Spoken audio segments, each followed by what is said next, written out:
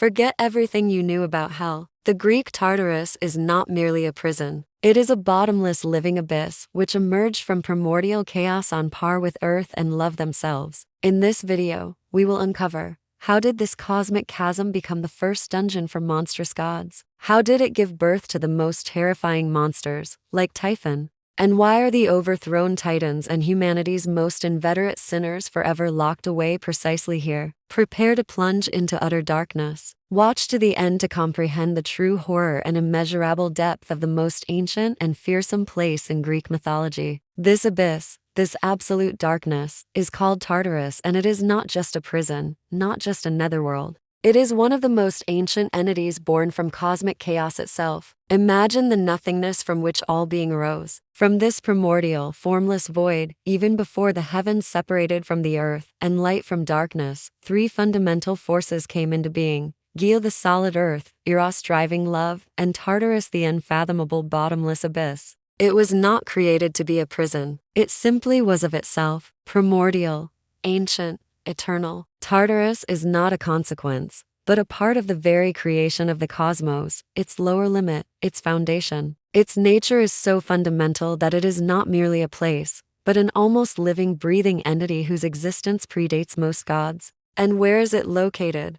This primordial darkness. Imagine, the sun moves across the sky, the earth lies beneath it, and beneath the earth the realm of the dead, Hades. Well, Tartarus extends as far from Hades as the earth is from the heavens. It would take an anvil, dropped from the earth's surface, 10 days and 10 nights to reach the waters of Hades, and just as long to reach the very bottom of Tartarus. It is a bottomless, impenetrable chasm, removed from our world by unfathomable, terrifying distances. No ray of light, no sound from the world of the living ever reaches this abyss. It is absolutely isolated, shrouded in thick, impenetrable mist and darkness, hidden behind colossal bronze gates, and around its foundations, the icy river Styx winds 3 times, making escape impossible, and entry horrifying. It was into this immeasurable void, this eternal isolation, that those who dared to defy order were first cast down. Even before the arrival of Zeus, even before the reign of Cronus, fear of the power of primordial forces had already led to the first imprisonments. Uranus,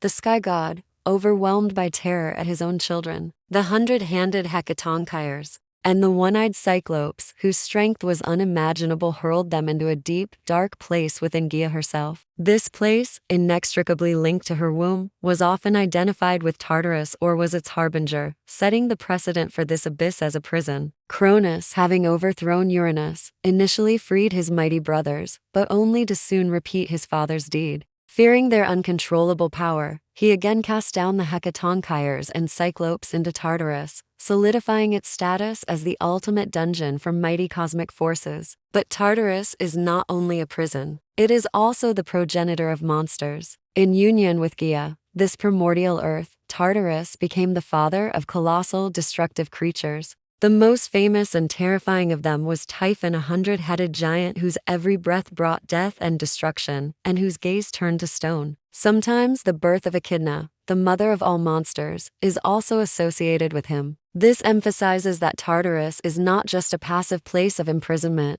but a source of primordial raging forces, capable of engendering terror that itself could challenge the gods. It is the embodiment of infinite depth, absolute isolation, and mystical void, which engenders and consumes. It existed before the gods, and will remain after them. And this is only the beginning of understanding the true nature of this abyss. This abyss, born from primordial chaos itself, even before the first stars ignited in the firmament, was not originally conceived as a prison. It was rather a fundamental element of creation, a dark, unimaginably deep chasm, extending as far from Hades as the earth itself is from the heavens. An impenetrable abyss where neither light nor time nor hope existed. A place that originally simply was, but very soon its bottomless womb acquired a sinister function, born from the most ancient and destructive of all emotions: fear. The fear of the very first ruler of the universe, Uranus, Lord of the heavens. He who embraced Gaia, Mother Earth, with thousands of starry hands, was the father of many mighty beings, embodying the primordial force of the cosmos itself. But some of his children were so monstrous, so terrifying in their untamed, wild power, that they instilled deep, paralyzing dread even in their own parent.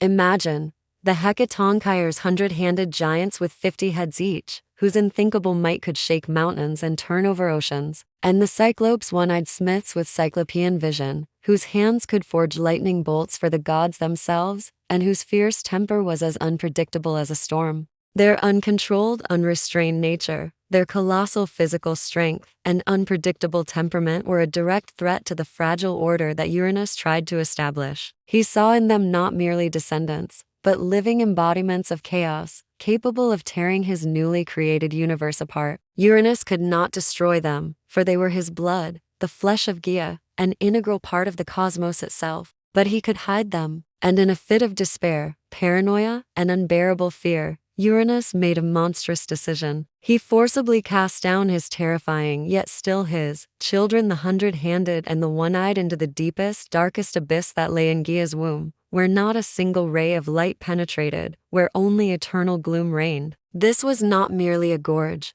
not merely a cave. This was that very primordial place that we now call Tartarus, or its direct precursor. Thus, for the first time, this bottomless chasm became a prison, an ancient, primordial fear its invisible, but powerful overseer. It was this act, born of the paranoia of the Lord of the heavens, that laid the first stone in the foundation of Tartarus as a cradle and repository of cosmic horror, intended for those too strong, too dangerous for the existing order. However, Uranus's order based on fear and oppression was doomed. His own son, the cunning and ambitious Titan Cronus, tired of his father's tyranny and desiring absolute power, raised a rebellion against him. He overthrew Uranus, castrating him with his legendary sickle, and came to power, seemingly freeing the world from the oppression of his despotic parent. In the fervor of his triumph, and possibly as an act of ostentatious mercy or a strategic move, Cronus initially freed his 100-handed and one-eyed brothers from their dreadful dungeon. The air of freedom barely touched their monstrous lungs, and the ancient abyss was momentarily empty. But this freedom proved fleeting, and gratitude false, like a whisper of wind in the void. Very soon, Cronus, having himself become the supreme ruler of the universe, faced the same dilemma as his father. He realized that the boundless power of the Hecatonkaire's and Cyclops was not only a potential weapon, but an even greater threat to his own, newly acquired dominion. These brothers were too unpredictable, too strong, too free in spirit for the new tyrant. He, who overthrew his father for freedom, could not allow anyone else to threaten his power. The irony of fate cruelly smirked at him. Cronus, himself a rebel, made the exact same mistake as Uranus,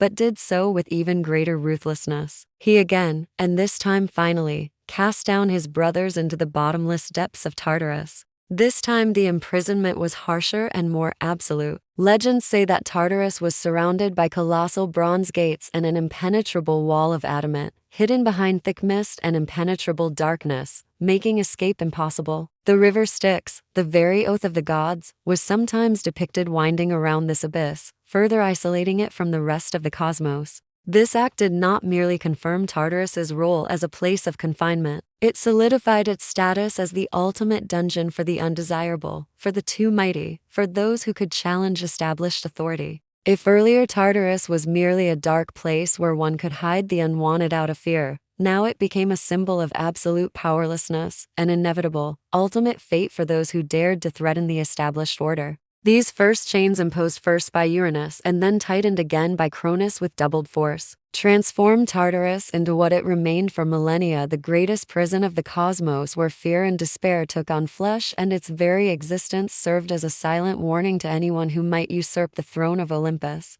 It was then that Tartarus finally acquired its ominous title, Cradle of Fear, a place where even the gods themselves were banished and from where they feared. However, before its bottomless depths finally sealed away the most powerful rebels of the cosmos, and its adamant walls transformed it into an eternal dungeon, Tartarus was not merely a place. It was an entity, a progenitress, and in its most ancient, almost forgotten aspect, a fertile womb for the most primordial and uncontrollable terror. For unlike later perceptions of it as a dead-end pit beneath the realm of Hades, Tartarus was originally neither a prison nor a punishment. It was one of the first to emerge from boundless chaos, in the same breath as Gaia Earth and Eros love. Imagine, even before light, heavens, or even time in our familiar sense appeared, this abyss existed deeper than any ocean, wider than any valley, absolutely empty, yet possessing its own will and an unfathomable ancient energy. Its position, as many kilometers below Hades as the heavens are distant from the earth, emphasized not only its physical remoteness,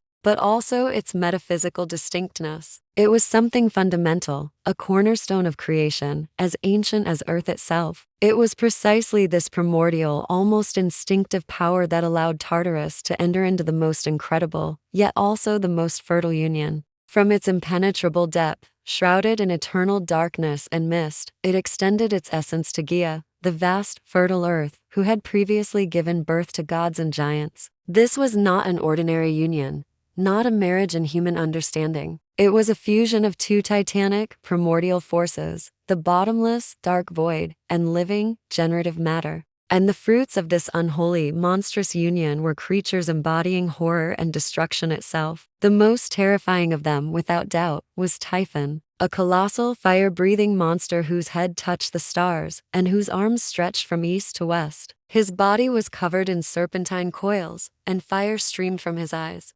100 dragon heads spewed flames, and wild, inhuman screams erupted from his maw, mimicking the voices of any animal and even gods, to confuse and sow panic. He was not just a monster. He was the embodiment of primordial rage, the final chord of a desperate Gaia, who wanted to avenge Zeus for the imprisonment of the Titans in the same Tartarus. Typhon was the last hope of the ancient forces to overthrow the Olympians, and his appearance caused even mighty gods to flee in fear, assuming the forms of animals. In addition to Typhon, some myths name Tartarus as the father of other, no less terrifying creatures born from Gaia, such as Echidna, the snake maiden, who became the progenitress of many monsters. From the Chimera to the Sphinx and the Lernaean Hydra, this only confirms, Tartarus did not just contain horrors, it generated them. It was not just an abyss for the banished. It was the abyss from which came forth that which required banishment.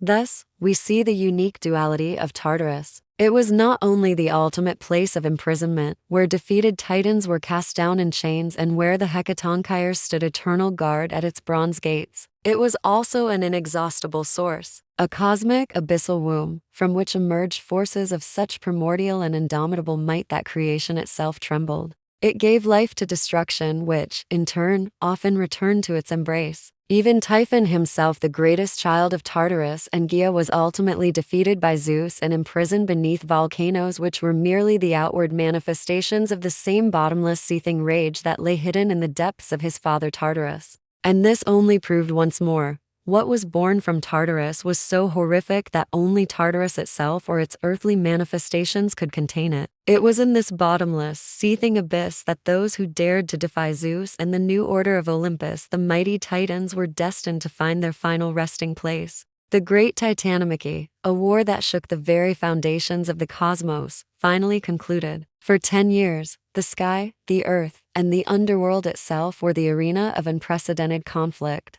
On one side, the young, ambitious Olympians led by Zeus, who had freed his mighty allies, the Hecatonchires, 100-handed giants, and the one-eyed Cyclopes, previously imprisoned by Uranus and Cronus themselves. These ancient beings who had once tasted the bitter fate of prisoners of Uranus and Cronus in that same abyss, now fought on the side of the new power, furiously venting centuries of wrath upon the Titans. On the other, the ancient, seemingly invincible Titans, who had ruled the world since time immemorial, whose might was comparable to the primordial forces themselves. The battle was brutal. Zeus's lightning bolts tore through the heavens, Hades shook the earth, Poseidon unleashed waves with force capable of splitting continents. The forces of the Titans, though immense, could not withstand the onslaught of the gods, bolstered by the monstrous might of the Hecatonchires. These 100-handed giants simultaneously hurled hundreds of boulders, unleashing a hail of stones upon the Titans capable of destroying mountains. After decades of bloodshed,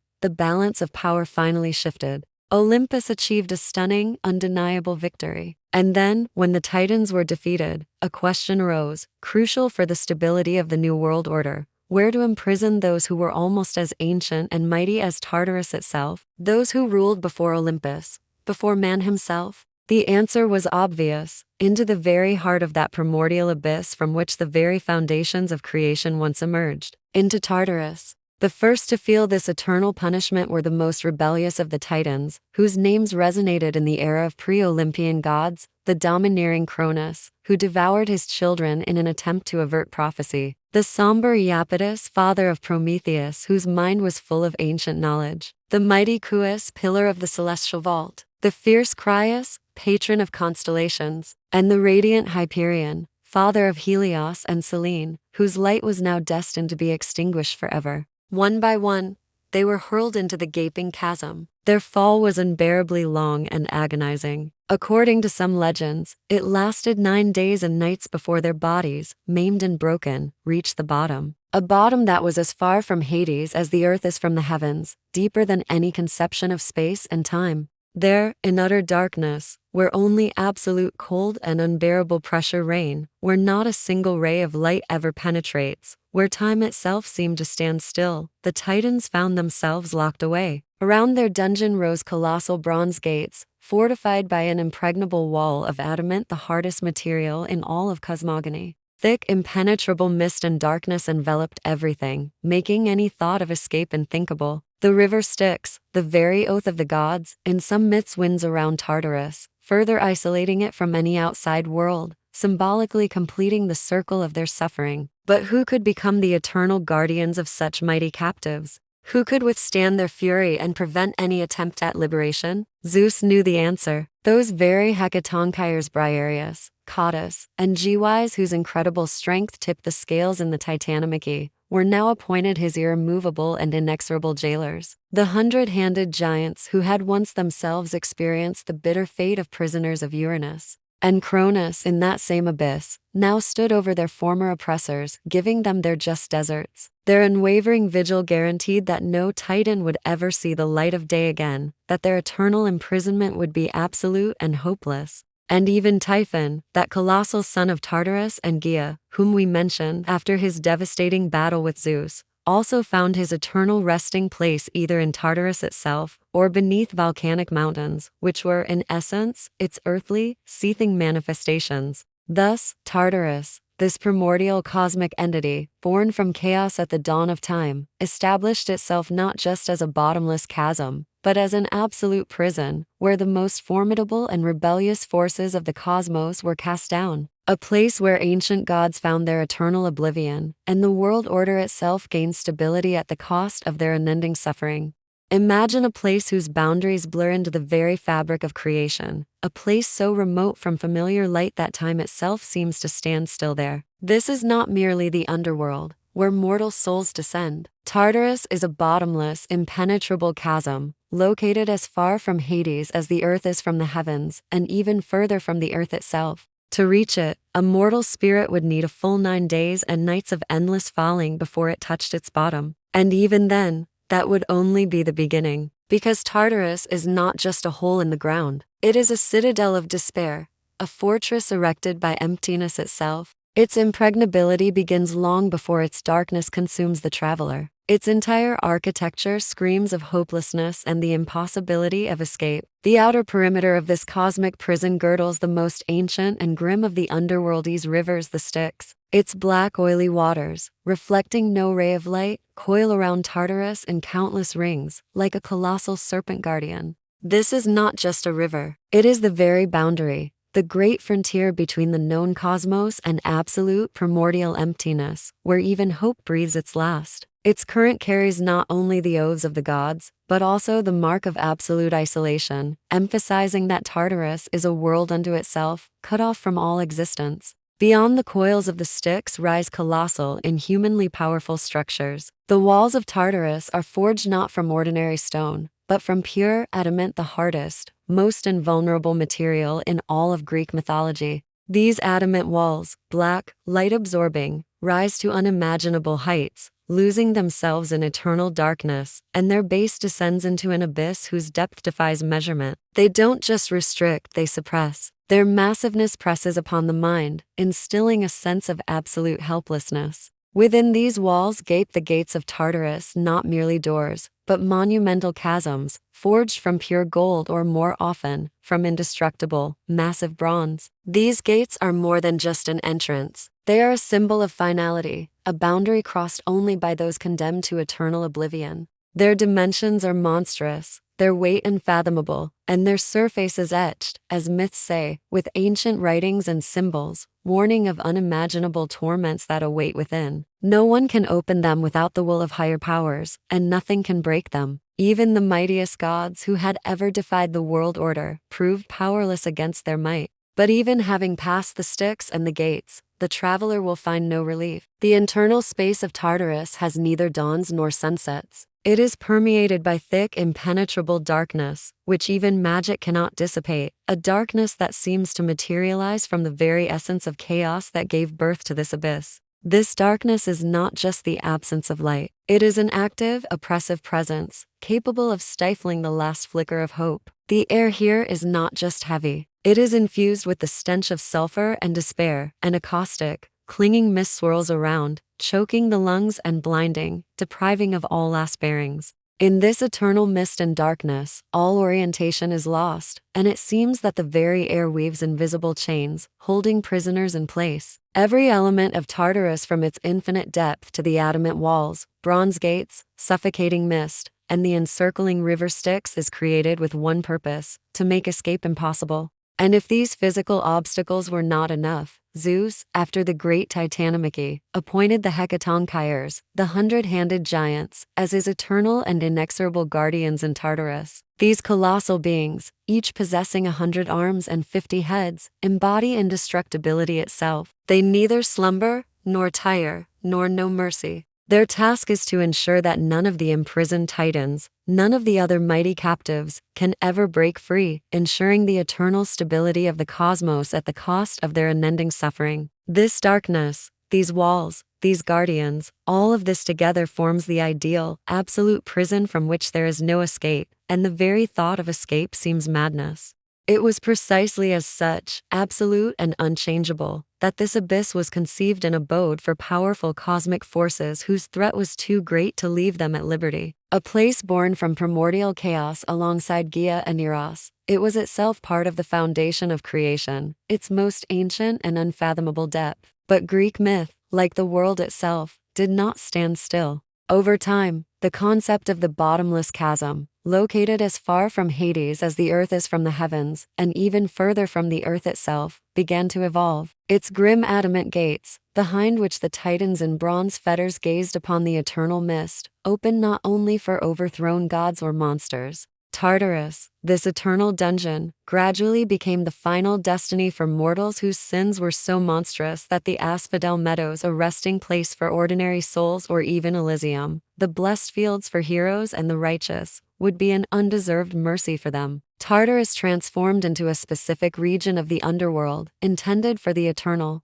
and refined punishment of those who committed unforgivable crimes against the gods, violated sacred oaths, or showed unparalleled hubris or cruelty towards humans. These were not just sinners, but the embodiment of evil itself, those who by their very existence defied the very order of the cosmos. The names of these damned echoed throughout the ancient world, serving as a terrifying warning. Among them was Tantalus, the king of Phrygia, who dared to test the omniscience of the gods by offering them the flesh of his own son Pelops at a banquet. For this act of sacrilege and cannibalism, he was condemned to eternal torments of hunger and thirst. Standing neck-deep in crystal-clear water, he could not take a sip. The water receded as soon as he bent down. Branches laden with succulent fruits hung over his head, but as soon as he reached out, the wind blew them away. His suffering is eternal anticipation, never reaching fulfillment. Next to him, on the slope of an ever-crumbling mountain, Sisyphus, king of Corinth, famous for his cunning and treachery, toiled in exhaustion.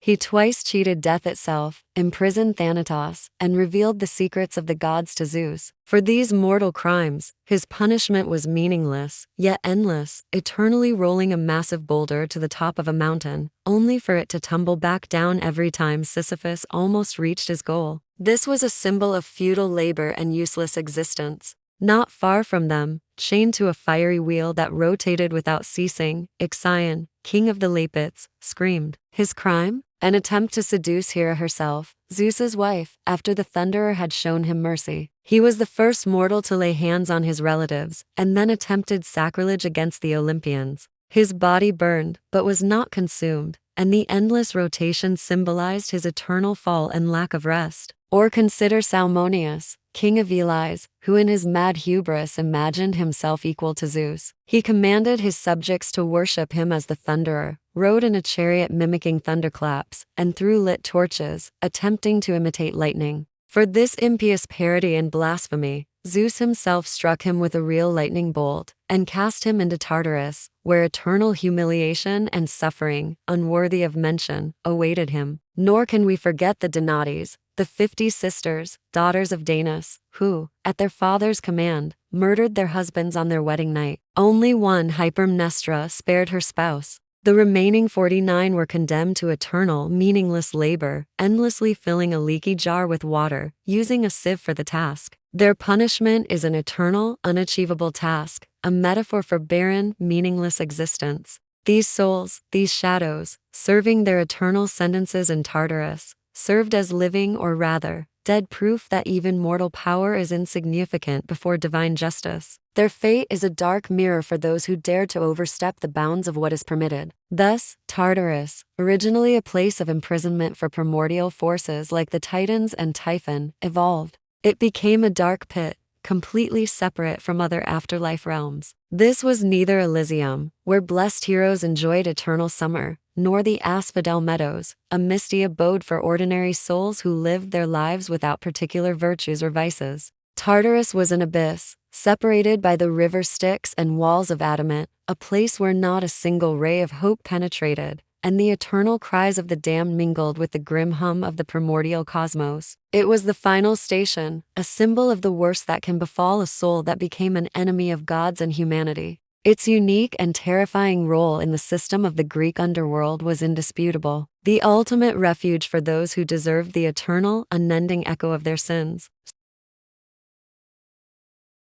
So, Tartarus is far more than just a grim prison of the underworld. It is a primordial entity, born from chaos itself, an abyss that simultaneously generates and consumes horror, embodying the boundaries of the cosmos and the consequences of eternal fear. It is a silent witness to the unending struggle for order and the inevitability of reckoning. Perhaps this ancient myth serves not only as a warning, but also as an eternal mirror. For if cosmic order requires such an abyss, what does this say about our own nature? And is there a limit to the depth we ourselves are capable of creating, both for others and within ourselves? What do you think about the true nature of Tartarus? Share your thoughts in the comments. If this dive into ancient myths was interesting for you, don't forget to like this video and subscribe to the channel so you don't miss our next explorations of the unknown. Until we meet again in the depths of history.